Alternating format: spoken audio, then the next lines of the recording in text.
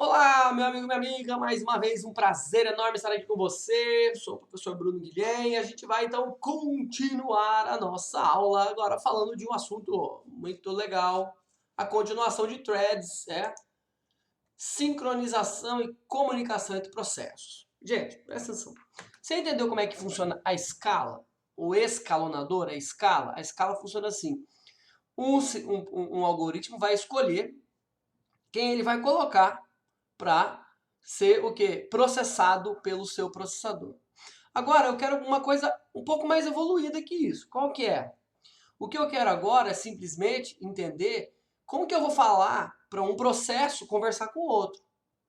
Então, eu tenho que fazer a comunicação e mais do que isso, a sincronização entre os processos. Porque, assim, os processos não podem falar sem estar sincronizados. Então, primeiro eu preciso resolver o problema da comunicação entre um processo e outro, e depois como que eu sincronizo essa comunicação. Imagina o seguinte, o processo ele precisa de uma confirmação do outro processo para que eu possa continuar. Se isso acontece de forma desincronizada, pode ser que demore muito ou nunca aconteça. Porque às vezes ele precisa de uma ferramenta que eu tenho e ele precisa eu preciso de uma ferramenta que ele tem e ele precisa de uma ferramenta que eu tenho. Pensando nisso, se a gente sincronizar, né, eu consigo passar para ele o que ele precisa e ele o que eu preciso. Se ficar desincronizado, isso aí talvez o que? Mate os dois processos. Pensando nisso, vamos dar uma estudada nessas ações aí. Essa é a nossa bibliografia, tá? Então aqui os números 1, 2 e 3. Os números 1, 2 e 3 servem exatamente para demonstrar, denotar isso aí. A nota, né, de quem pertence ao quê. E, vamos lá, comunicação entre os processos. Normalmente isso aqui está na bibliografia número 3, tá? Só para você ver aí, ó, a bibliografia do Tannenbaum, que é a mais famosa. Eu gosto muito desses dois livros aqui, acho eles bem atuais, tá? Bom, um processo frequentemente, não é sempre, não é obrigatório, precisa se comunicar com outro processo. Assim, a comunicação entre eles precisa acontecer de uma forma o quê? Estruturada, com sincronismo e sem interrupções. Legal. Por exemplo, quando a saída de um processo é passada para a entrada de outro. Nesse caso, temos a comunicação entre processos. Você quer ver o exemplo? Vai no Linux e digita assim, ó, ls -la. No seu terminal Linux, vai lá no seu terminal Linux, dá um Enter. Se ele não funcionar como usuário simples, tem que digitar como root, tá? Você vai ver que ele vai dar uma lista de opções dentro da pasta. Vai dar uma resposta grande, certo? Mas se eu quiser pegar a resposta disso aqui não apresentar na tela, quero apresentar em um arquivo, então eu vou colocar aqui, ó, esse sinal de maior, ou seja, a saída desse processo vai ser a entrada de um arquivo chamado, sei lá, teste.txt. Quando você faz isso, você está pegando a saída desse processo e encadeando na entrada desse. Exatamente. Pensando nisso, a pergunta que eu faço para você é: como é que o processo passa informações para outro? Ou seja, como acontece a comunicação entre os processos? Tá? Como que acontece a comunicação entre os processos? A minha pergunta é: como garantir que dois ou mais processos não entrem em conflito? Outra questão. E outra, se um processo é completamente dependente de um processo B, por exemplo, só será iniciado se o processo A fornecer dados, como realizar o sincronismo? Olha a treta. Primeira pergunta é, como eu faço os processos se comunicarem? Como eu faço um falar com o outro? Como eu estabeleço aqui os algoritmos e os protocolos de comunicação? Como garantir que esses processos não entrem em conflito, ou seja, conflito de tudo, de interesse de tudo? E como garantir o sincronismo? Por exemplo, quando o processo A é dependente do processo B, assim como o processo B é dependente do processo A. Por exemplo, nós chamamos isso aqui de deadlock. Pode ser que aconteça o deadlock, pode ser que não aconteça. Bom, guarda isso, cara. Você vai precisar muito disso aqui. Nós temos duas formas, dois modelos básicos de comunicação entre processos. memória compartilhada e transmissão de mensagens. Professor, quais são os dois modelos padrões de comunicação entre processos?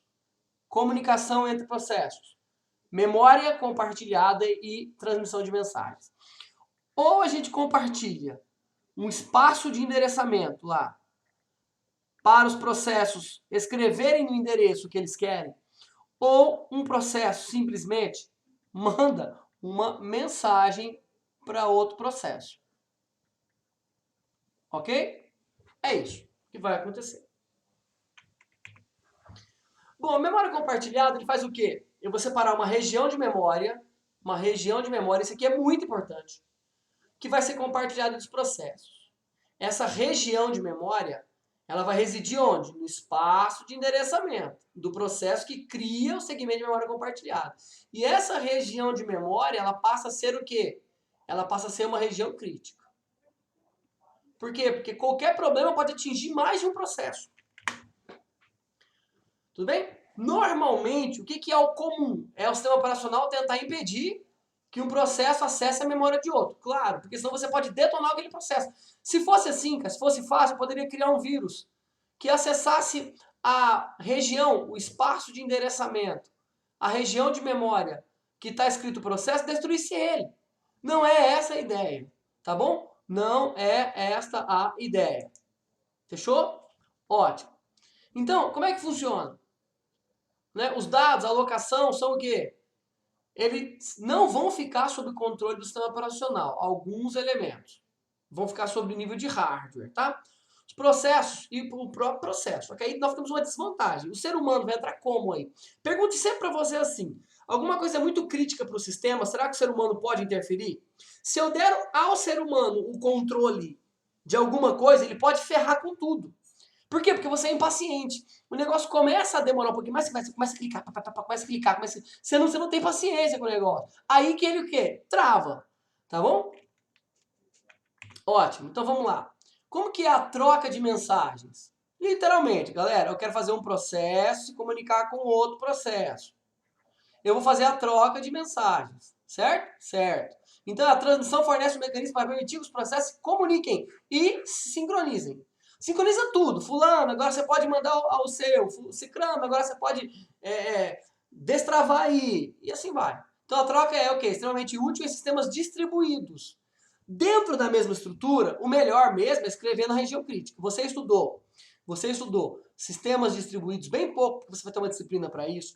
Você estudou sistemas em rede, tá ok? Sistemas em rede, tá? Então, esses são sistemas o quê? São sistemas operacionais que são compartilhados. E você estudou os sistemas fortemente acoplados e fracamente acoplados. Lembra? Fortemente acoplado, mesma memória. Fracamente acoplado, cada um tem a sua memória. Para você entender que em sistemas fracamente acoplados, o que é melhor para fazer é o quê? Troca de mensagens. Por quê? Porque nós não estamos compartilhando a mesma memória física. Pois bem, a troca de mensagem pode ser feita da seguinte forma. A comunicação direta, quando eu mando um SMS, um WhatsApp direto para você, ou a comunicação indireta, eu mando isso para um servidor, como se eu mandasse um e-mail. Eu mando um e-mail, vai para você e depois você recebe. Entendeu? Isso aqui é só uma comparação, tá? Mas aqui, ó, cada processo comunicante nomeia explicitamente o receptor ou o emissor. E aqui não. Eu envio para caixa postal ou para porta. É exatamente isso. Quero falar com você direto. Mando um WhatsApp ou um SMS. Não quero falar diretamente. Eu te mando um e-mail e depois você lê. É assim que funciona a troca de mensagens. Duas formas. Bom, agora que a gente entendeu como que é a comunicação entre os processos, vamos falar da concorrência, tudo bem? A concorrência. Então a gente volta aí na próxima aula para falar da concorrência, senhoras e senhores. Até a próxima aula. Valeu, tchau, obrigado!